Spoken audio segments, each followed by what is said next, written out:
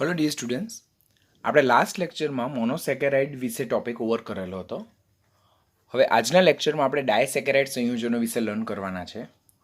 ડાયસેકેરાઇડ સંયોજનો very easy topic.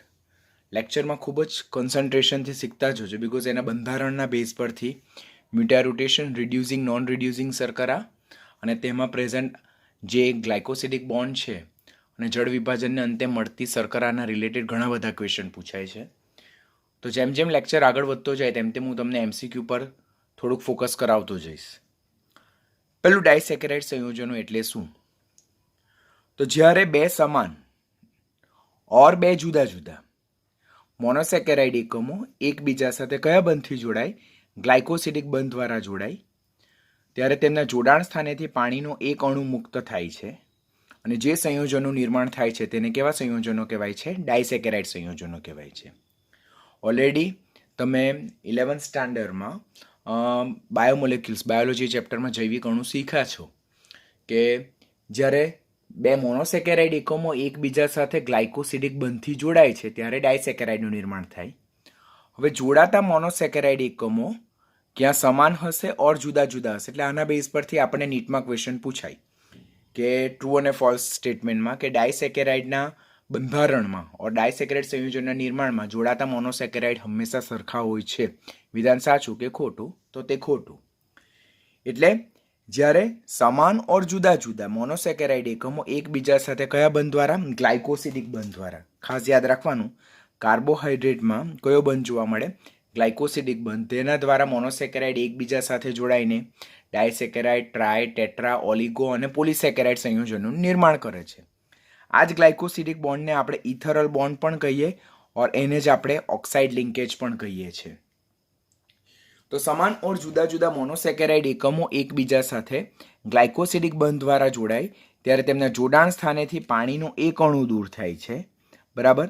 અને જે સંયોજનનું નિર્માણ થાય તેને ડાયસેકેરાઇડ સંયોજનો કહેવાય. આમ ડાયસેકેરાઇડના બંધારણમાં કેટલા મોનોસેકેરાઇડ એકમો સંકળાયેલા હોય છે? 2 મોનોસેકેરાઇડ એકમો સંકળાયેલા હોય અને સંકળાયેલા મોનોસેકેરાઇડ એકમો સમાન હોઈ શકે ઓર કેવા હોઈ શકે? જુદા જુદા હોઈ શકે છે. ઉદાહરણ તરીકે જોઈએ આપણે તો ગ્લુકોઝ અને ગ્લુકોઝ જ્યારે એકબીજા સાથે જોડાય ત્યારે જોડાણ સ્થાનેથી પાણીનો એક અણુ દૂર થાય છે અને આપણને માલ્ટોઝ મળે છે. આમ માલ્ટોઝ જે ડાયસેકેરાઇડનું ઉદાહરણ છે તેમાં જે જોડાતા મોનોસેકેરાઇડ કેવા છે? સમાન પ્રકારના છે, બરાબર? એ જ્યારે સુક્રોઝ જે ડાયસેકેરાઇડનું ઉદાહરણ છે તેમાં ગ્લુકોઝ અને ફ્રુક્ટોઝ એકબીજા સાથે જોડાય છે, જોડાણ સ્થાનેથી પાણીનો અણુ દૂર થાય છે અને સુક્રોઝ મળે. એવી રીતે લેક્ટોઝમાં ગેલેક્ટોઝ અને ગ્લુકોઝ બંને એકબીજા સાથે જોડાય, જોડાણ સ્થાનેથી પાણીનો અણુ દૂર થાય છે અને લેક્ટોઝ બને છે. આમ માલ્ટોઝમાં જે બે મોનોસેકેરાઇડ જોડાય છે તે સમાન પ્રકારના છે, જ્યારે સુક્રોઝ અને લેક્ટોઝ જે છે ઓર સેલાબાયોઝ જે છે, સેલાબાયોઝ તો નહીં કહેવાય પણ સુક્રોઝ અને લેક્ટોઝ જે છે તો તેમાં જે જોડાતા મોનોસેકેરાઇડ એકમો તે બંને કેવા કેવા છે? જુદા જુદા છે. તો હવે અહીંયાથી નીટ લેવલ પરનો આપણને ક્વેશ્ચન પૂછાય, નીચેનામાંથી કયા ડાયસેકેરાઇડના બંધારણમાં જોડાતા મોનોસેકેરાઇડ સમાન પ્રકારના છે ઓર નીચેનામાંથી કયા ડાયસેકેરાઇડના બંધારણમાં જોડાતા મોનોસેકેરાઇડના એકમો જુદા જુદા પ્રકારના છે?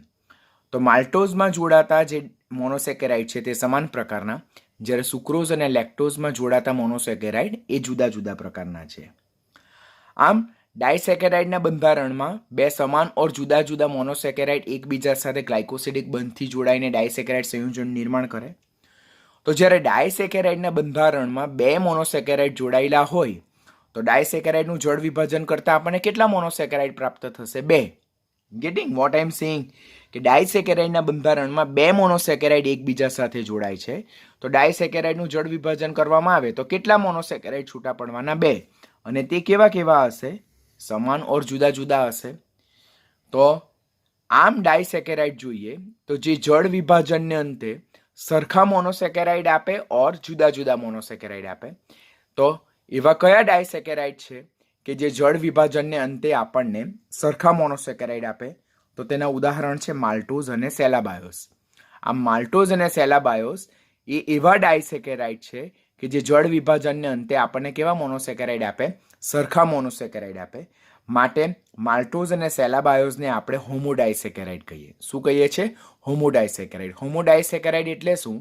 જે ડાયસેકેરાઇડ જળ વિભાજનને અંતે આપણને સરખા મોનોસેકેરાઇડ આપે તો તેવા ડાયસેકેરાઇડને આપણે હોમોડાયસેકેરાઇડ કહીએ.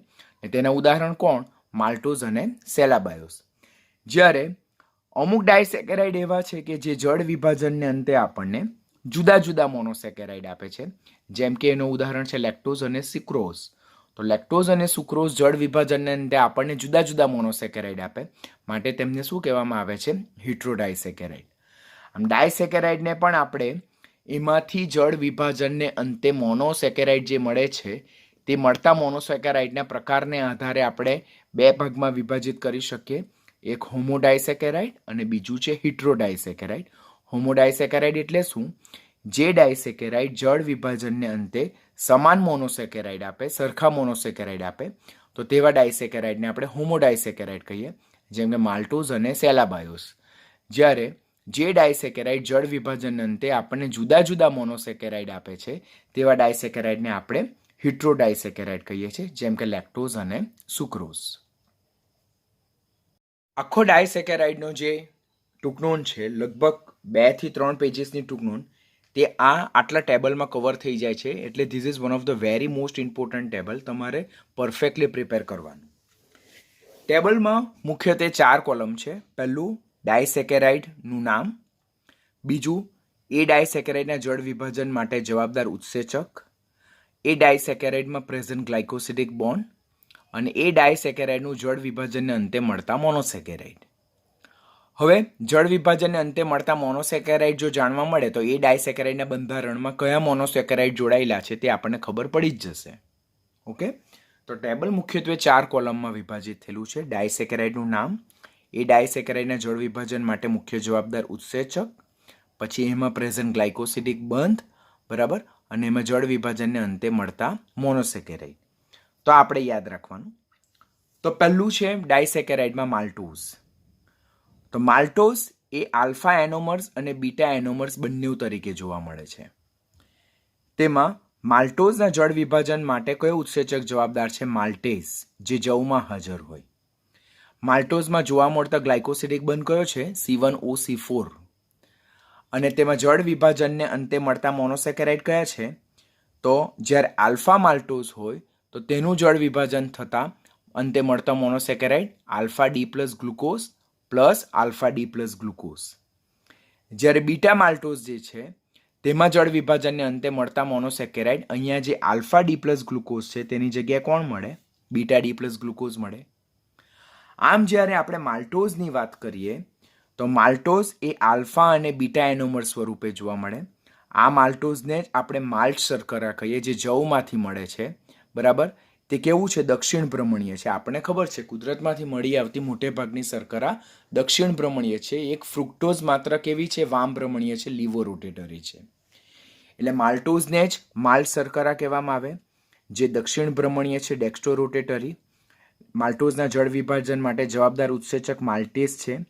આલ્ફા માલ્ટોઝ હોય કે બીટા માલ્ટોઝ હોય, બંનેમાં પ્રેઝન્ટ ગ્લાયકોસિડિક બંધ કયો છે? C1OC4. એટલે પહેલા મોનોસેકેરાઇડનો C1 કાર્બન અને બીજા મોનોસેકેરાઇડનો C4 કાર્બન બંને ગ્લાયકોસિડિક સાંકળમાં જોડાયેલા હોય છે. અને માલ્ટોઝના જળ વિભાજનને અંતે મળતા મોનોસેકેરાઇડ જો ગ્લુકોઝ જ છે, માટે ગ્લાયકોઝ એ માલ્ટોઝ એ કેવી ડાયસેકેરાઇડ છે? એ હોમોડાયસેકેરાઇડ છે. કારણ કે માલ્ટોઝના જળ વિભાજનને અંતે મળતી મોનોસેકેરાઇડ ગ્લુકોઝ જ છે. તો માલ્ટોઝ શા માટે હોમોડાયસેકેરાઇડ છે? બીકોઝ એમાં જળ વિભાજનને અંતે મળતા મોનોસેકેરાઇડ એક પ્રકારના છે. આલ્ફા માલ્ટોઝ હોય કે બીટા માલ્ટોઝ હોય, તેમાં પહેલો એકમ તો આલ્ફા ડી ગ્લુકોઝ જ છે, પરંતુ બીજો એકમ જો આલ્ફા બને, આલ્ફા ડી પ્લસ ગ્લુકોઝ હોય તો તેને આલ્ફા માલ્ટોઝ કહેવાય, અને બીજો એકમ જો બીટા ડી પ્લસ ગ્લુકોઝ હોય તો તેને બીટા માલ્ટોઝ કહેવાય. આ માલ્ટોઝના આલ્ફા અને બીટા એનોમર્સ જે છે, તો પહેલા મોનોસેકેરાઇડના જે આલ્ફા અને બીટા પ્રકાર પરથી નહીં, પરંતુ બીજા મોનોસેકેરાઇડના આલ્ફા અને બીટા પ્રકાર પરથી નક્કી થાય છે. That's about maltose. તો માલ્ટોઝમાં શોર્ટલી યાદ રાખીએ તો માલ્ટોઝને માલ્ટ શર્કરા કહેવાય, દક્ષિણ ભ્રમણીય છે, બરાબર. તેના 2 એનોમર્સ જોવા મળે, આલ્ફા એનોમર્સ અને બીટા એનોમર્સ, બરાબર. એના હાઇડ્રોલિસિસ એટલે જળ વિભાજન માટે જવાબદાર ઉત્સેચક માલ્ટેઝ છે. માલ્ટોઝમાં C1OC4 ગ્લાયકોસિડિક બંધ જોવા મળે, જેમાં પહેલા મોનોસેકેરાઇડનો C1 કાર્બન અને બીજા મોનોસેકેરાઇડનો C4 કાર્બન C1OC4 ગ્લાયકોસિડિક બંધ બનાવવામાં વપરાય છે. અને માલ્ટોઝનું જળ વિભાજનને અંતે મળતી શર્કરા સમાન પ્રકારની હોવાને કારણે માલ્ટોઝને હોમોડાયસેકેરાઇડ કહેવાય. તેમાં આલ્ફા માલ્ટોઝના જળ વિભાજનને અંતે આલ્ફા ડી પ્લસ ગ્લુકોઝ અને આલ્ફા ડી પ્લસ ગ્લુકોઝ મળે, જ્યારે બીટા ડી માલ્ટોઝના જળ વિભાજનને અંતે આલ્ફા ડી પ્લસ ગ્લુકોઝ અને બીટા ડી પ્લસ ગ્લુકોઝ મળે છે. બીજી જે શર્કરા છે તેને આપણે સુક્રોઝ કહીએ. સુક્રોઝ જેને ખાંડ, તેને જ ટેબલ સુગર કહેવાય, એને જ શેરડી શર્કરા એટલે કે cane sugar, beet sugar, beet શર્કરા કહેવાય. બરાબર, ખાસ યાદ રાખવાનું. નીચેનામાંથી કઈ શર્કરા શેરડી શર્કરા તરીકે ઓળખાય? નીચેનામાંથી કઈ શર્કરા કેન સુગર તરીકે ઓળખાય, બીટ સુગર તરીકે ઓળખાય, ટેબલ સુગર તરીકે ઓળખાય? તો તે છે સુક્રોઝ, જેને કહેવામાં આવે ખાંડ. એ કેવી છે? દક્ષિણ ભ્રમણીય છે. બરાબર. એના જળ વિભાજન માટે જે જવાબદાર ઉત્સેચક છે તેને શું કહેવામાં આવે? સુક્રેઝ. એને જ આપણે ઇન્વર્ટેઝ પણ કહીએ. શા માટે? તે લેટર ઓન એક્સપ્લેન કરું છું. સુક્રોઝમાં કયો ગ્લાયકોસિડિક બંધ જોવા મળે? C1OC2 ગ્લાયકોસિડિક બંધ જોવા મળે. એટલે પહેલા મોનોસેકેરાઇડનો C1 કાર્બન અને બીજા મોનોસેકેરાઇડનો C2 કાર્બન એક ગ્લાયકોસિડિક બંધ બનાવવામાં વપરાય છે, ઇથરલ લિંકેજ બનાવવામાં વપરાય છે. અને સુક્રોઝનું જ્યારે જળ વિભાજન ઇન્વર્ટેઝની હાજરીમાં થાય ઓર સુક્રેઝની હાજરીમાં થાય તો તેના જળ વિભાજનને અંતે આલ્ફા ડી પ્લસ ગ્લુકોઝ અને બીટા ડી માઇનસ ફ્રુક્ટોઝનું ઇક્વિમોલર કોન્સન્ટ્રેશન મળે છે. હવે સુક્રોઝ જેને ખાંડ કહેવાય, શેરડી શર્કરા કહેવાય, કેન સુગર કહેવાય, બીટ શર્કરા કહેવાય, ટેબલ સુગર કહેવાય, અને તે સ્વભાવે કેવું છે? દક્ષિણ ભ્રમણીય છે. તેનું જળ વિભાજન કોની હાજરીમાં થાય? સુક્રેઝની હાજરીમાં થાય. તો સુક્રેઝની હાજરીમાં જ્યારે સુક્રોઝનું જળ વિભાજન થાય તેમાં જળ વિભાજનને અંતે આપણને બે જુદી જુદી મોનોસેકેરાઇડ મળે છે, જેને કારણે સુક્રોઝને આપણે હિટ્રોડાયસેકેરાઇડ કહીએ. અને સુક્રોઝનું જળ વિભાજન કયા ઉત્સેચકની હાજરીમાં થાય? સુક્રેઝની હાજરીમાં થાય. સુક્રોઝમાં કયા ગ્લાયકોસિડિક બંધ હાજર હોય? C1OC2, જેમાં પહેલા મોનોસેકેરાઇડ એટલે ગ્લુકોઝનો C1 કાર્બન અને ફ્રુક્ટોઝનો C2 કાર્બન ગ્લાયકોસિડિક બંધ બનાવવામાં વપરાય છે. હું લેટર ઓન તમને બંધારણ શીખવું છું ત્યારે આપણને વધારે ડાઉટ્સ ક્લિયર થશે. હવે સુક્રોઝ એ આલ્ફા અને બીટા એનોમર્સ દર્શાવતું નથી, માટે મ્યુટા રોટેશન દર્શાવશે નહીં.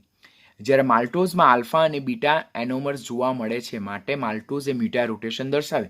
લાસ્ટ લેક્ચરમાં આપણે જોયેલું મ્યુટા રોટેશન એટલે શું? તો મ્યુટા રોટેશન એટલે કે જે કાર્બોહાઈડ્રેટ આલ્ફા અને બીટા એનોમર્સ ધરાવતા હોય તો તેઓ આલ્ફામાંથી બીટામાં અને બીટામાંથી આલ્ફામાં રૂપાંતર થવાનો પ્રયત્ન કરે ત્યારે તેમના જે સ્પેસિફિક રોટેશન છે એટલે વિશિષ્ટ પરિભ્રમણના મૂલ્યોમાં ફેરફાર થવાની ઘટનાને આપણે મ્યુટા રોટેશન કહીએ. હવે માલ્ટોઝમાં આલ્ફા અને બીટા એનોમર્સ જોવા મળે છે, માટે માલ્ટોઝ મ્યુટા રોટેશન દર્શાવે છે. સુક્રોઝમાં આલ્ફા બીટા એનોમર્સ જોવા મળતું નથી, માટે એ મ્યુટા રોટેશન દર્શાવતું નથી. થર્ડ વન જે છે દેટ ઇઝ લેક્ટોઝ. લેક્ટોઝ જે છે બરાબર, તેને દૂધ શર્કરા કહેવાય, પ્રાણી શર્કરા કહેવાય. It is the only one sugar which is absent in plants Kingdom. તો ખાસ યાદ રાખવાનું કે નીચેનામાંથી કયું કાર્બોહાઈડ્રેટ કે જે પ્રાણીમાંથી મળે છે, એટલે કે કયું ડાયસેકેરાઇડ જે પ્રાણીમાંથી મળે છે અને વનસ્પતિમાં ગેરહાજર છે, તો તે છે લેક્ટોઝ. શા માટે એને દૂધ શર્કરા કહેવાય? Because it is present in high amount in milk. That's why it is also called as a milk sugar or એને જ એનિમલ સુગર પણ કહેવાય, બિકોઝ એ પ્રાણીઓમાંથી એક્સટ્રેક્ટ થતા મિલ્કમાં હાજર હોય. દૂધ આપણને સ્લાઇટલી સ્વીટ ઇન ટેસ્ટ લાગે, તે અંદર હાજર રહેલી લેક્ટોઝ શર્કરાને કારણે છે. આમ લેક્ટોઝ એ પ્રાણીઓમાં હાજર હોય, પ્રાણીઓમાંથી એક્સટ્રેક્ટ થતા દૂધમાં હાજર હોય, વનસ્પતિમાં ગેરહાજર હોય, માટે લેક્ટોઝને આપણે મિલ્ક સુગર કહીએ. એ પણ સ્વભાવે કેવી છે? દક્ષિણ ભ્રમણીય છે. લેક્ટોઝના જળ વિભાજન માટે કયો ઉત્સેચક જવાબદાર છે? ઇમલ્ઝિન જવાબદાર છે. લેક્ટોઝમાં પણ માલ્ટોઝની જેમ C1OC4 ગ્લાયકોસિડિક બંધ જોવા મળે છે. અને લેક્ટોઝ એ પણ હિટ્રોડાયસેકેરાઇડ છે, બિકોઝ એના જળ વિભાજનને અંતે ગેલેક્ટોઝ અને ગ્લુકોઝ એમ બે જુદા જુદા મોનોસેકેરાઇડ મળે. હવે લેક્ટોઝ પણ આલ્ફા અને બીટા એનોમર્સ ધરાવે છે. તો આલ્ફા લેક્ટોઝ હોય તો તેના જળ વિભાજનને અંતે કયો મોનોસેકેરાઇડ મળે? બીટા ડી ગેલેક્ટોઝ અને આલ્ફા ડી પ્લસ ગ્લુકોઝ મળે. જ્યારે બીટા લેક્ટોઝ હોય તેના જળ વિભાજનને અંતે આપણને કયું મળે? બીટા ડી પ્લસ ગેલેક્ટોઝ અને બીટા ડી પ્લસ ગ્લુકોઝ. એટલે આલ્ફા લેક્ટોઝ હોય કે બીટા લેક્ટોઝ હોય, બંનેઓમાં પહેલો મોનોસેકેરાઇડ તો કોમન જ છે, પરંતુ બીજો મોનોસેકેરાઇડ જે આલ્ફા ઓર બીટા પ્રકાર આપે તેના બેઝ પરથી લેક્ટોઝના આલ્ફા અને બીટા આપણે કન્ફિગ્યુરેશનને શું કરી શકીએ છીએ, નક્કી કરી શકીએ છીએ. આમ લેક્ટોઝ એકમાત્ર શર્કરા છે જે પ્રાણીઓમાંથી મળતા દૂધમાં હાજર હોય, જે વનસ્પતિમાં ગેરહાજર હોય, માટે એને મિલ્ક શુગર દૂધ શર્કરા કહેવાય. તે આલ્ફા અને બીટા એનોમર્સ ધરાવે છે, માટે મ્યુટારોટેશન દર્શાવે છે. તેના જળ વિભાજન માટે જવાબદાર કોણ છે? ઉત્સેચક ઇમલ્ઝિન છે. તેમાં 2 મોનોસેકેરાઇડ એકમો C1OC4 ગ્લાયકોસિડિક બંધથી જોડાય છે અને તેમાં જોડાતા મોનોસેકેરાઇડ કયા? ઓર તેમાં તેનું જળ વિભાજનથી મળતા મોનોસેકેરાઇડ કયા? તો that is beta D galactose plus alpha or beta D plus glucose મળે છે. એન્ડ ધ લાસ્ટ વન જે છે દેટ ઇઝ સેલાબાયોઝ. સેલાબાયોઝ જે છે તો તે પણ આલ્ફા અને બીટા સ્વરૂપે મળે. એ સેલ્યુલોઝના આંશિક જળ વિભાજનથી પ્રાપ્ત થાય છે અને એ પણ કેવું છે? સ્વભાવે દક્ષિણ ભ્રમણીય છે. This is not mention in text book, પરંતુ નીટ માટે યાદ રાખવાનું. તેમાં પણ જે માલ્ટોઝ છે અને લેક્ટોઝ છે તેની જેમ C1OC4 ગ્લાયકોસિડિક બંધ જોવા મળે. સેલાબાયોઝમાં પણ જળ વિભાજનને અંતે પહેલા જે મળતો મોનોસેકેરાઇડ છે તે સરખો છે, બીટા ડી પ્લસ ગ્લુકોઝ. પરંતુ બીજો જે છે તે કયો છે? આલ્ફા ડી પ્લસ ગ્લુકોઝ ઓર બીટા ડી પ્લસ ગ્લુકોઝ હશે. બરાબર. જો સેલાબાયોઝનું જળ વિભાજન થતાં બીટા ડી પ્લસ ગ્લુકોઝ અને આલ્ફા ડી પ્લસ ગ્લુકોઝ મળે તો તેને આલ્ફા સેલાબાયોઝ કહેવાય. અને જો સેલાબાયોઝના જળ વિભાજનને અંતે beta D plus glucose plus beta D plus glucose મળે તો એને શું કહેવામાં આવે? બીટા પ્લસ સેલાબાયોઝ કહેવામાં આવે છે. આમ આ જે છે તો ડાયસેકેરાઇડનું ઇમ્પોર્ટન્ટ ટેબલ છે જે આપણે ખાસ યાદ રાખવાનું. બરાબર. આટલું ટેબલ જો યાદ રહી જાય તો ડેફિનેટલી જે ડાયસેકેરાઇડના જે બંધારણ છે એના લગતી જે ટૂંકનોંધ છે તે તમારા માટે ખૂબ જ ઇઝી થઈ જશે. વેરી શોર્ટલી જોઈએ આપણે તો કુલ કેટલી ડાયસેકેરાઇડ જોઈ? પહેલી આપણે માલ્ટોઝ જોઈ, બીજી આપણે જોઈ સુક્રોઝ, ત્રીજી આપણે જોઈ લેક્ટોઝ અને ચોથી આપણે જોઈ સેલાબાયોઝ.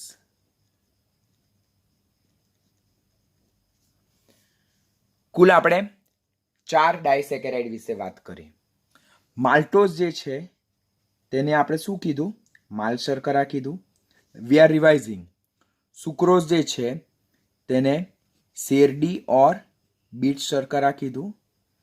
પછી લેક્ટોઝ જે છે તેને આપણે દૂધ શર્કરા કીધું. અને સેલાબાયોઝ જે છે તે સેલ્યુલોઝના જળ વિભાજનને અંતે મળતી શર્કરા છે.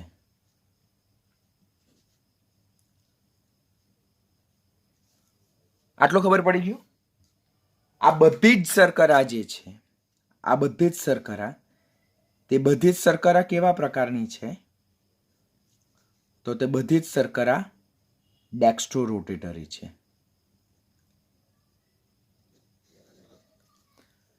માલ્ટોઝ હોય, સુક્રોઝ હોય, લેક્ટોઝ હોય કે સેલાબાયોઝ હોય, બધી જ શર્કરા કેવી છે? ડેક્સ્ટ્રોરોટેટરી, દક્ષિણ ભ્રમણીય છે, જે સમતલીય ધ્રુવીભૂત પ્રકાશનું કોણાવર્તન કઈ બાજુએ કરે છે? જમણી બાજુએ કરે છે. માલ્ટોઝ, સુક્રોઝ, લેક્ટોઝ અને સેલાબાયોઝ બધી જ કેવી છે? ડેક્સ્ટ્રોરોટેટરી છે. હવે તેમના જળ વિભાજન માટે જે જવાબદાર ઉત્સેચક છે તો માલ્ટોઝના જળ વિભાજન માટે માલ્ટેસ જવાબદાર છે. સુક્રોઝના જળ વિભાજન માટે સુક્રેઝ ઓર એને જ આપણે શું કહીએ છીએ? ઇન્વર્ટેસ બરાબર જવાબદાર છે. લેક્ટોઝના જળ વિભાજન માટે ઇમલ્ઝિન જવાબદાર છે. અને સેલાબાયોઝ જે છે તેના જળ વિભાજન માટે જનરલી સેલ્યુલેઝ જવાબદાર છે એવું કહી શકાય, પરંતુ એકદમ ડિટેલ ઇન્ફોર્મેશન નથી તો આપણે એના પર વધારે ડિસ્કશન નથી કરવાનું. કયા ગ્લાયકોસિડિક બોન્ડ પ્રેઝન્ટ છે? તો માલ્ટોઝ જે છે તેમાં C1OC4 ગ્લાયકોસિડિક બોન્ડ હાજર, સુક્રોઝમાં C1OC2 ગ્લાયકોસિડિક બોન્ડ હાજર, લેક્ટોઝમાં પણ C1OC4 ગ્લાયકોસિડિક બોન્ડ હાજર અને સેલાબાયોઝમાં પણ C1OC4 ગ્લાયકોસિડિક બોન્ડ હાજર. આમ સુક્રોઝને છોડીને બધામાં જ કયો ગ્લાયકોસિડિક બોન્ડ હાજર છે? C1OC4 ગ્લાયકોસિડિક બોન્ડ હાજર છે. અને લાસ્ટ વન જે છે તે જળ વિભાજનને અંતે મળતા મોનોસેકેરાઇડ એ ખાસ યાદ રાખવાનું. પહેલામાં આલ્ફા ડી પ્લસ ગ્લુકોઝ, બરાબર, અને બીજામાં alpha or beta D plus glucose. ખ્યાલ આવે ને તમને?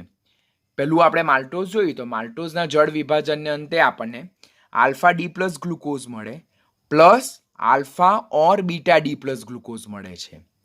એટલે જો માલ્ટોઝના જળ વિભાજનને અંતે આપણને આલ્ફા ડી પ્લસ ગ્લુકોઝ અને આલ્ફા ડી પ્લસ ગ્લુકોઝ મળે તો તેને આલ્ફા માલ્ટોઝ કહેવામાં આવે. અને જો માલ્ટોઝના જળ વિભાજનને અંતે આપણને આલ્ફા ડી પ્લસ ગ્લુકોઝ અને બીટા ડી પ્લસ ગ્લુકોઝ મળે તો એને શું કહેવામાં આવે છે? બીટા માલ્ટોઝ કહેવામાં આવે છે. આ માલ્ટોઝના જળ વિભાજનને અંતે આપણને alpha D plus glucose plus alpha or beta D plus glucose મળે. જો બીજો મળતો એકમ આલ્ફા હશે તો એને આલ્ફા માલ્ટોઝ કહેવાય, ને બીજો મળતો એકમ જો બીટા હશે તો એને બીટા માલ્ટોઝ કહેવામાં આવે. સુક્રોઝના જળ વિભાજન અંતે અહીંયા જે છે પહેલો એકમ તે લખવાનો, આલ્ફા ડી પ્લસ ગ્લુકોઝ, અને અહીંયા બીટા ડી માઇનસ ફ્રુક્ટોઝ મળે. હવે સુક્રોઝના જળ વિભાજનને અંતે આલ્ફા ડી પ્લસ ગ્લુકોઝ અને બીટા ડી માઇનસ ફ્રુક્ટોઝ મળે. તેમાં આલ્ફા અને બીટા મળતું નથી, માટે સુક્રોઝ એનોમર્સ ધરાવતું નથી. લેક્ટોઝ જે છે અહીંયા બીટા ડી માઇનસ લખ્યું તો અહીંયા બીટા ડી પ્લસ ગેલેક્ટોઝ આવશે, અને અહીંયા જે લખેલું છે તે પાછું અહીંયા કોપી કરવાનું છે, alpha or beta D plus glucose. જો તમને આ યાદ રહેશે તો એના બેઝ પરથી આમના બંધારણ દોરવાનું તમારા માટે ખૂબ ઇઝી થઈ જશે. પરંતુ જો તમે આમાં ભૂલ કરી અને ગ્લાયકોસિડિક બોન્ડ યાદ રાખવામાં ભૂલ કરી તો તમને આના બંધારણ યાદ રહેવાના નથી, ખાસ યાદ રાખવાનું. અને સેલાબાયોઝ જે છે તો અહીંયા આલ્ફા ડી ગ્લુકોઝ છે, અહીંયા બીટા ડી પ્લસ ગ્લુકોઝ છે, અને અહીંયા આલ્ફા ઓર બીટા તો અહીંયા પણ same alpha or beta D plus glucose. તો હવે આ રીતે જો તમે ટેબલ યાદ રાખશો ને તો તમારા માટે યાદ રાખવાનું ખૂબ જ ઇઝી થઈ જશે. પહેલામાં alpha D plus glucose plus alpha or beta D glucose, બીજામાં alpha D plus glucose plus beta D minus fructose. હવે અહીંયા બીટા ડી લખ્યું તો અહીંયા બીટા ડી, અહીંયા માઇનસ, પ્લસ અહીંયા ગેલેક્ટોઝ. પછી અહીંયા જે લખ્યું તે જ અહીંયા કોમન રિપીટ થાય છે. જો this is repeated, this is repeated, this is repeated, બરાબર. ત્યાર પછી this is repeated, this is repeated. તો આ રીતે યાદ રાખવાનું કે પહેલામાં જે બીજો એકમ પ્રાપ્ત થાય છે તે જ ત્રીજા અને ચોથામાં બીજો એકમ પ્રાપ્ત થાય છે. પહેલામાં જે પહેલો એકમ છે તે જ બીજામાં પહેલો એકમ છે. અહીંયા બીટા ડી છે, અહીંયા પણ બીટા ડી છે, અહીંયા બી બીટા ડી છે. આ માઇનસ છે, પ્લસ પ્લસ, અહીંયા ગેલેક્ટોઝ. હવે અહીંયા ગ્લુકોઝ છે, અહીંયા આપણે ગ્લુકોઝ, પણ આ આલ્ફા ડી પ્લસ અને આ બીટા ડી પ્લસ. તો આ રીતે આ બધા જ જે ડાયસેકેરાઇડ છે તેના બંધારણ યાદ રાખી શકાય. આટલી કોલમ પરથી તમે બધા જ બંધારણને યાદ રાખી શકશો. આટલી કોલમ પરથી તમે બધા જ બંધારણને યાદ રાખી શકશો. માટે આ કોલમ જે છે તે તમારા માટે ખૂબ ખૂબ ખૂબ ખૂબ મોસ્ટ ઇમ્પોર્ટન્ટ છે. This is one of the very most important one. એટલે આ તમારે પરફેક્ટ યાદ રાખવું જ પડશે. નહીં યાદ રાખશો તો એના બેઝ પરથી તમે સ્ટ્રક્ચરના રિલેટેડ કોઈ પણ ક્વેશ્ચનને જસ્ટિફાઈ કરી શકશો નહીં. સો પ્લીઝ આ ટેબલને પરફેક્ટલી પ્રિપેર કરો અને અગાડી જે ટેબલ લર્ન કરાવ્યું તેને પરફેક્ટ પ્રિપેર કરો. હવે one by one maltose, sucrose, lactose, સેલાબાયોઝમાં એક એક બંધારણ તમને શીખવી દઉં. પહેલા જો જોઈએ આપણે તો આલ્ફા ડી પ્લસ માલ્ટોઝ, મને આનું બંધારણ પૂછવામાં આવ્યું છે. તો આલ્ફા ડી પ્લસ માલ્ટોઝ જે છે તેમાં પહેલા મને યાદ શું રાખવાનું, એમાં કયો ગ્લાયકોસિડિક બંધ હાજર હતો?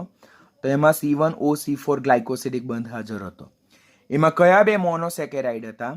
તો તેમાં alpha D plus glucose monosaccharide હાજર હતો, પ્લસ આ આલ્ફા છે એટલે બીજો એકમ શું હશે? આલ્ફા ડી પ્લસ ગ્લુકોઝ હાજર છે.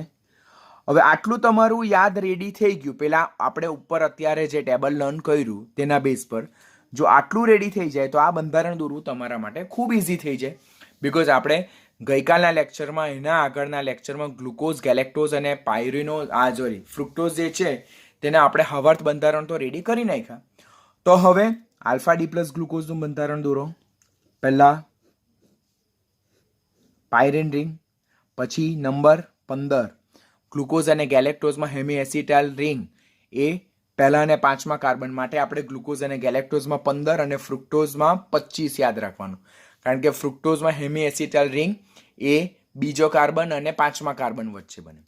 પછી અહીંયાથી 2, 3, 4 1, 2, 3, 4 અને 5. ત્યાર પછી આટલું લર્ન થઈ જાય પછી 5મા પર CH2OH અને H. ગ્લુકોઝ હોય, ગેલેક્ટોઝ હોય કે ફ્રુક્ટોઝ હોય એ બધામાં જ 5મા પર CH2OH અને H અને ત્રીજા પર OH અને H. સામે એનાથી ઊંધું અહીંયા OH હોય તો અહીંયા H અને અહીંયા H હોય તો અહીંયા OH. પછી શું યાદ રાખવાનું છે આપણે કે આ આલ્ફા છે. આ કયો છે? આલ્ફા. તો એનોમરિક કાર્બન કયો છે? આ એનોમરિક કાર્બન છે. તો આલ્ફા જ્યારે હોય ત્યારે એનોમરિક કાર્બન પર OH નીચે અને H ઉપર હશે, બરાબર. અને જ્યારે ગ્લુકોઝ હોય ત્યારે ચોથા કાર્બન પર OH નીચે અને H ઉપર. તો આ કોનું બંધારણ છે? આલ્ફાનું બંધારણ છે. તો અહીંયા બીજું બંધારણ પણ કોનું છે? આલ્ફાનું જ. તો સેમ બંધારણને આપણે કોપી કરી શકીએ. નંબરિંગ આપો 1, 2, 3, 4, 5. 1, 2, 3, 4 અને 5. ત્યાર પછી અહીંયા CH2OH, H, OH, H, H, OH. Alpha બંધારણ છે માટે પહેલા પર OH નીચે H ઉપર. ગ્લુકોઝ છે એટલે ચોથા પર OH નીચે અને H ક્યાં હશે? ઉપર હશે. હવે શું કહેવામાં આવ્યું છે કે જે માલ્ટોઝ છે તેમાં ગ્લાયકોસિડિક સાંકળ કઈ હાજર જોવા મળે? C1OC4 ગ્લાયકોસિડિક સાંકળ જોવા મળે. C1OC4 એટલે પહેલો મોનોસેકેરાઇડ છે તેનો C1 કાર્બન અને બીજા મોનોસેકેરાઇડનો C4 કાર્બન એ ગ્લાયકોસિડિક બંધ બનાવવામાં યુટિલાઇઝ થાય છે. C1OC4 ગ્લાયકોસિડિકનો સાંકળનો મતલબ શું કે પહેલા મોનોસેકેરાઇડનો C1 કાર્બન અને બીજા મોનોસેકેરાઇડનો C4 કાર્બન વચ્ચે ગ્લાયકોસિડિક બંધ બને. માટે અહીંયાથી આ OH દૂર થશે, અહીંયાથી આ H દૂર થશે. એટલા માટે જ મેં અહીંયા પેન્સિલથી રાઇટ કર્યું છે. તો નવી સાંકળ જે બનવાની છે તે આ રીતે બનશે.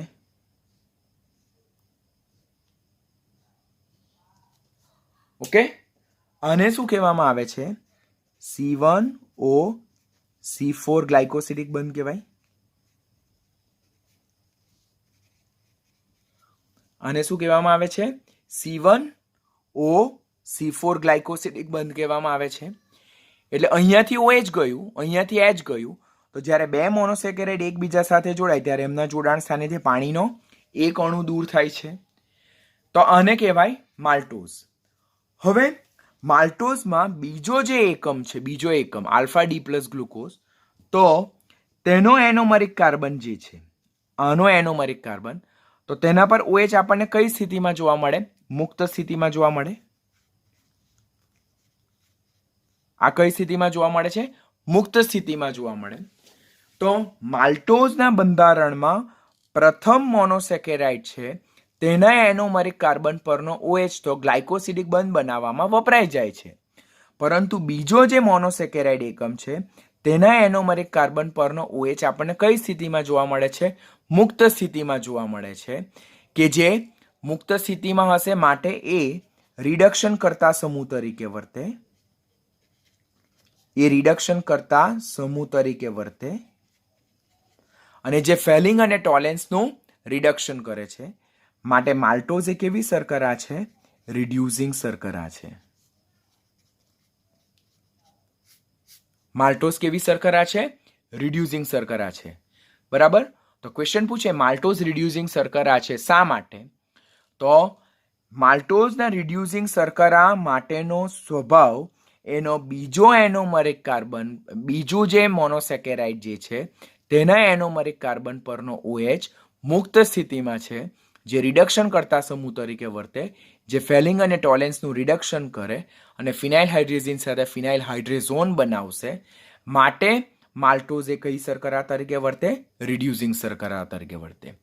તો માલ્ટોઝનો રિડ્યુસિંગ સ્વભાવ જે છે તો તેના પહેલા મોનોસેકેરાઇડના એનોમરિક કાર્બન પરથી નહીં નક્કી કરી શકાય, કારણ કે પહેલા મોનોસેકેરાઇડનો એનોમરિક કાર્બન તો ગ્લાયકોસિડિક બંધ બનાવવામાં વપરાઈ જાય છે, એટલે અહીંયા મુક્ત સ્થિતિમાં જોવા મળતો નથી. પરંતુ બીજો મોનોસેકેરાઇડ છે તેના એનોમરિક કાર્બન પરનો OH આપણને મુક્ત સ્થિતિમાં જોવા મળે, કે જે રિડક્શન કરતા સમૂહ તરીકે વર્તી શકે. માટે માલ્ટોઝ રિડ્યુસિંગ શર્કરા તરીકે વર્તે.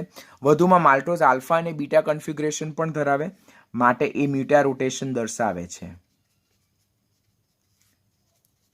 માલ્ટોઝ એ મ્યુટા રોટેશન શું કરે છે? દર્શાવે છે.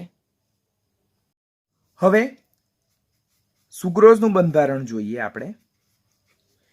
તો સુક્રોઝ જે છે તો તેમાં કયો ગ્લાયકોસિડિક બંધ હાજર છે? પહેલા C1OC2 ગ્લાયકોસિડિક બંધ અંદર હાજર છે. સુક્રોઝમાં કયો ગ્લાયકોસિડિક બંધ હાજર છે? C1OC2 ગ્લાયકોસિડિક બંધ હાજર છે. કયા બે મોનોસેકેરાઇડ ઇન્વોલ્વ છે? તો તે alpha D plus glucose plus beta D minus fructose, અંદર બે મોનોસેકેરાઇડ ઇન્વોલ્વ છે. તો આટલું ખબર હોય તો સુક્રોઝનું બંધારણ દોરવાનું આપણા માટે કેવું થઈ જાય? ઇઝી થઈ જાય. પહેલા તો ગ્લુકોઝ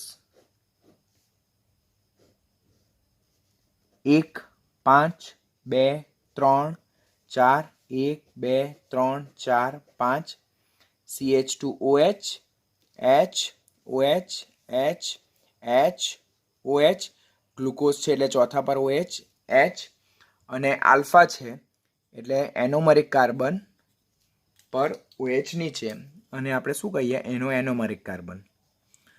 અને બીટા ડી માઇનસ ફ્રુક્ટોઝ, તો બીટા ડી માઇનસનું ફ્રુક્ટોઝનું બંધારણ આ રીતે, કે જેમાં ફ્યુરાન રિંગ આવેલી હોય, નંબરિંગ અહીંયાથી 2 3 4 5 1 2 3 4 CH2OH H, ત્રીજા પર OH H, અહીંયા H OH. Beta D minus છે એટલે આ એનો એનોમરિક કાર્બન છે. તો એનોમરિક કાર્બન પર OH આપણું ક્યાં આવશે? ઉપર આવશે, અને H નીચે આવશે.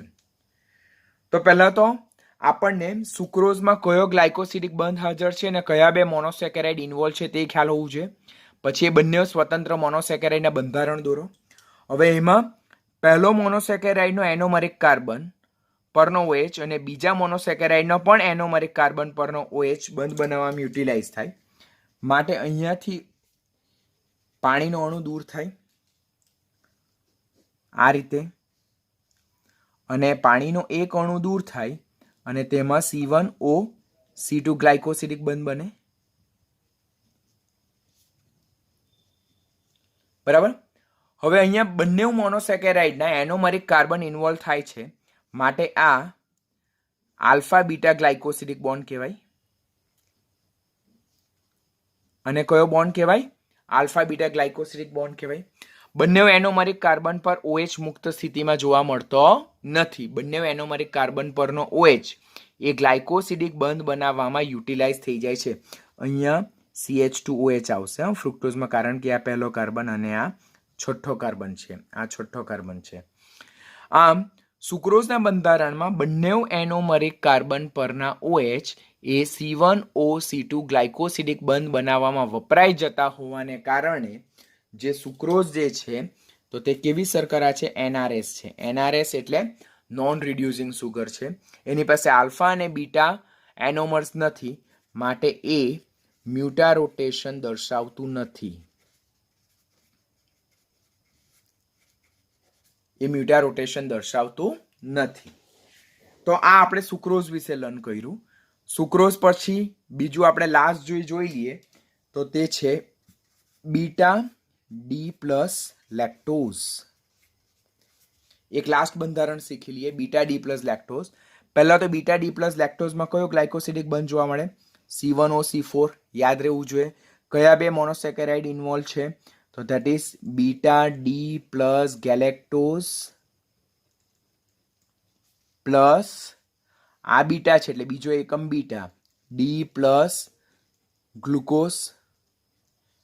બરાબર, આટલું બંધારણ થઈ ગયું, આટલું યાદ આવી ગયું એટલે આખું બંધારણ દોરાઈ જશે. પહેલા galactose, પાયરેન ring, glucose, પાયરેન ring, glucose અને ગેલેક્ટોઝ બંનેમાં ગ્લાયકોસિડિક સાંકળ, હેમી એસિટાઇલ રિંગ પહેલા અને 5મા વચ્ચે બને. 2 3 4, 2 3 4, 1 2 3 4 5, 1 2 3 4 5, CH2OH, H, OH, H, H, OH. જે અહીંયા જોવા મળે તે જ ગ્લુકોઝમાં જોવા મળે. CH2OH, H, OH, H, H, OH. હવે ગેલેક્ટોઝ છે તો ચોથા કાર્બન પર OH ઉપર અને H નીચે. ગ્લુકોઝ હોય તો ચોથા કાર્બન પર OH નીચે હોય, H ઉપર હોય. બીટા છે, બીટા એટલે જે એનોમરિક કાર્બન જે છે આપણો એનોમરિક કાર્બન, તેના પર OH આપણો ક્યાં હશે? ઉપર હશે અને H નીચે. આ બીટા છે એટલે એનોમરિક કાર્બન પર OH ઉપર અને H નીચે હશે. તો બંને બીટા છે એટલે બંનેના એનોમરિક કાર્બન. ગ્લુકોઝનું પણ એનોમરિક કાર્બન એ પહેલો કાર્બન અને ગેલેક્ટોઝનો પણ એનોમરિક કાર્બન એ પહેલો કાર્બન. બીટા છે એટલે બંનેમાં એનોમરિક કાર્બન પર OH ઉપર, ગ્લુકોઝમાં ચોથા કાર્બન પર OH નીચે, જ્યારે ગેલેક્ટોઝમાં ચોથા કાર્બન પર OH ઉપર. ઓલરેડી આપણે બંધારણ બહુ ડિટેલમાં શીખેલા છે એટલે એ બંધારણ જો ડિટેલમાં શીખેલા હોય તો અત્યારે આ બંધારણ દોરવામાં તમને ખૂબ સરળતા રહી. હવે લેક્ટોઝનું બંધારણ વખતે પહેલો જે એકમ છે તેનો C1 કાર્બન અને બીજો જે એકમ છે તેનો C4 કાર્બન, વચ્ચે ગ્લાયકોસિડિક બંધ બને. માટે અહીંયાથી આ રીતે છૂટું પડશે પાણીનો મોલેક્યુલ્સ.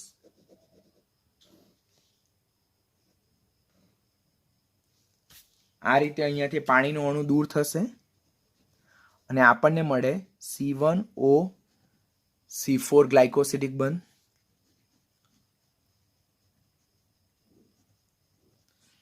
આમાં કયો એનોમરિક કાર્બન જોડાયેલો છે? તો આ એનોમરિક કાર્બન જોડાયેલો છે અને તે મોનોસેકેરાઇડનું કન્ફિગરેશન શું છે? બીટા ટાઈપનું છે. માટે આ બીટા ટાઈપ ગ્લાયકોસિડિક બોન્ડ છે. કયા ટાઈપનું? બીટા ટાઈપ ગ્લાયકોસિડિક બોન્ડ છે.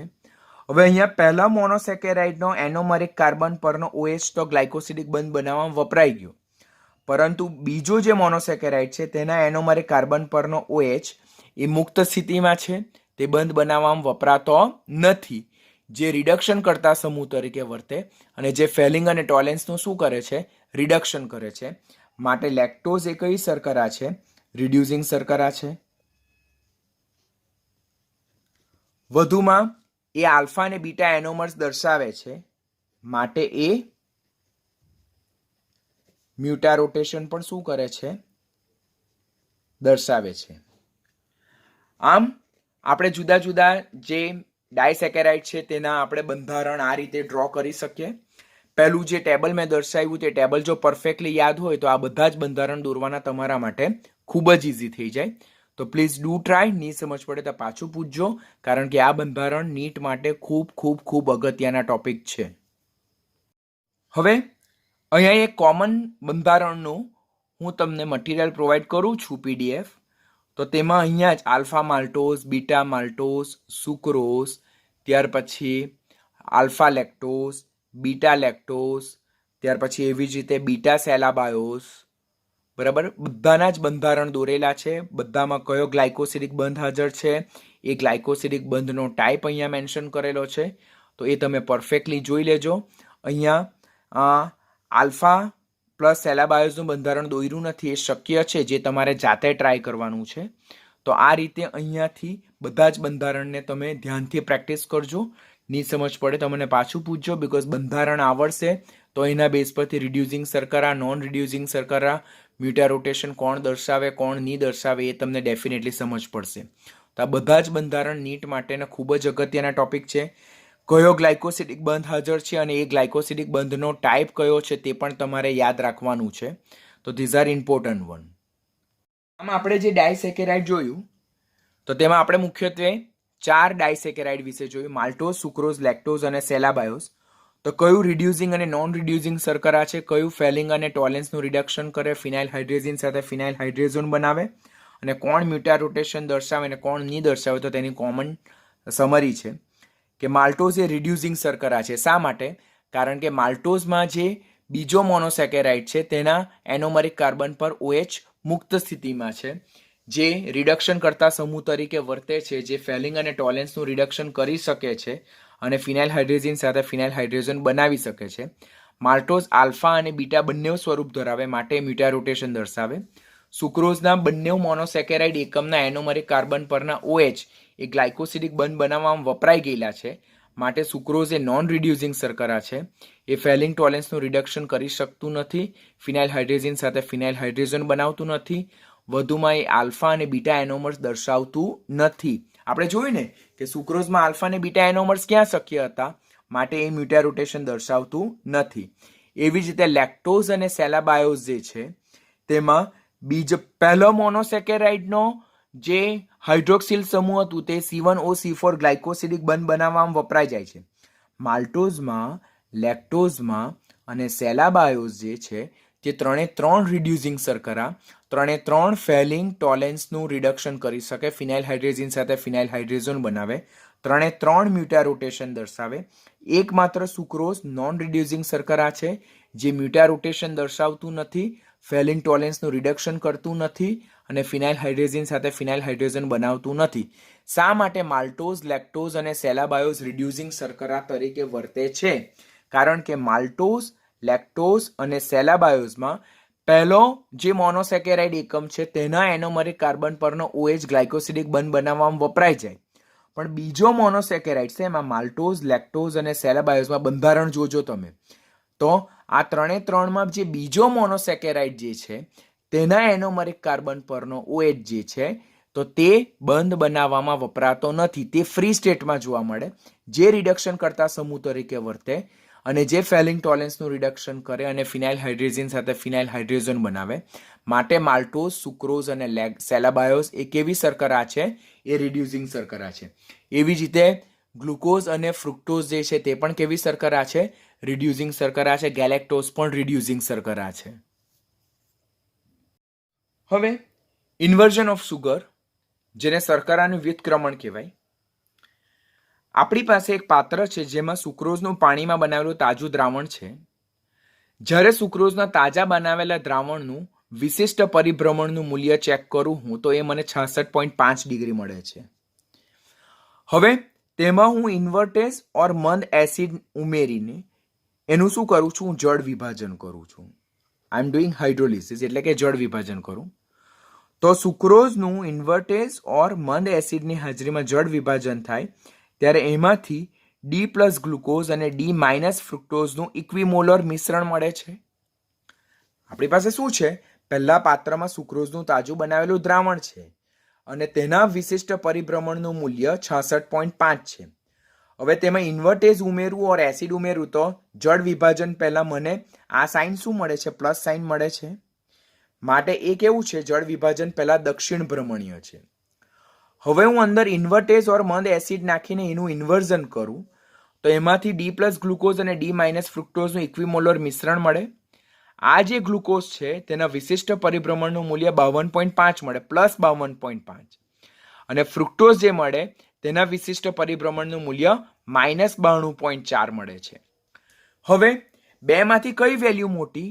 આ માઇનસ જે છે આનું વધારે રોટેશન, લીવર રોટેશન આનું વધારે, આનું ડેક્સ્ટ્રો રોટેશન જે જોવા મળે તેના કરતાં આનું લીવર રોટેશન વધારે જોવા મળે. માટે જળ વિભાજન બાદ જે મિશ્રણ મળે છે તેનું આપણે જે સાઇન જોઈએ તો તે માઇનસ સાઇન હશે, એ વામ ભ્રમણીય હશે, લીવર રોટેટરી હશે. જળ વિભાજન પહેલા સાઇન પ્લસ અને જળ વિભાજન બાદ જે મિશ્રણ મળે છે ગ્લુકોઝ અને ફ્રુક્ટોઝનું મિશ્રણ, તેનું સાઇન કેવું છે? માઇનસ મળે, કારણ કે જે ફ્રુક્ટોઝ છે તેનું લીવર રોટેશન એ વધારે છે ગ્લુકોઝના લીવર રોટેશન કરતા. તો આ રીતે જે પ્લસમાંથી માઇનસ થવાની જે ઘટના છે, પ્લસ સાઇનમાંથી માઇનસ એટલે કે ડેક્સ્ટ્રો રોટેટરીમાંથી લીવર રોટેટરી થવાની જે ઘટના છે તેને શું કહેવામાં આવે છે? Inversion of sugar. Inversion of sugar એટલે શું? કે સુક્રોઝના દ્રાવણનું જળ વિભાજન પહેલાં જે રોટેશન હતું તે ડેક્સ્ટ્રો રોટેટરી હતું અને જળ વિભાજન બાદ એનું રોટેશન એ લીવો રોટેટરી.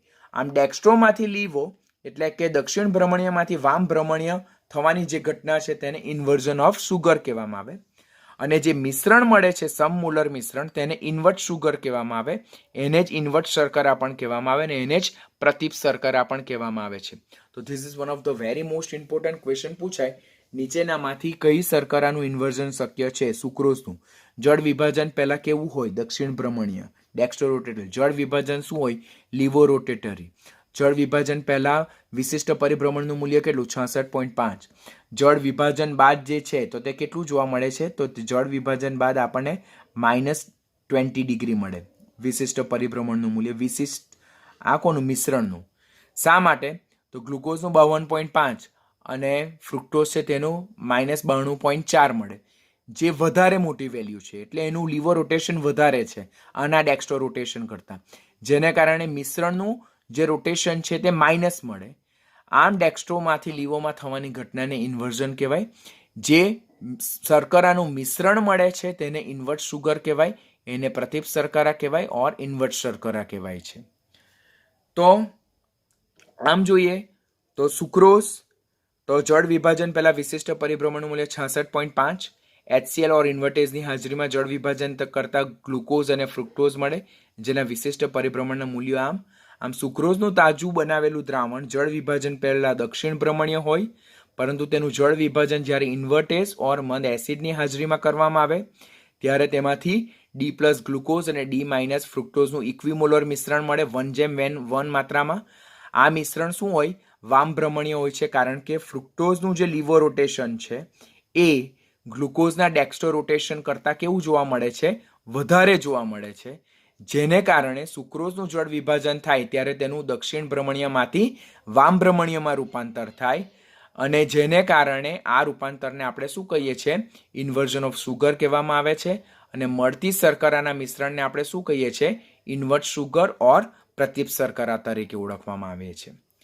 તો આની સાથે ડાયસેકેરાઇડનો ટોપિક અહીંયા જ ઓવર થાય છે. It is one of the very important topic. ખૂબ ધ્યાનથી લર્ન કરજો. સાથે સાથે હું તમને રિડ્યુસિંગ અને નોન રિડ્યુસિંગ શર્કરાનું PDF પણ સેન્ડ કરીશ. એ પણ તમે ધ્યાનથી રિફર કરી નાખજો. That is also very most important.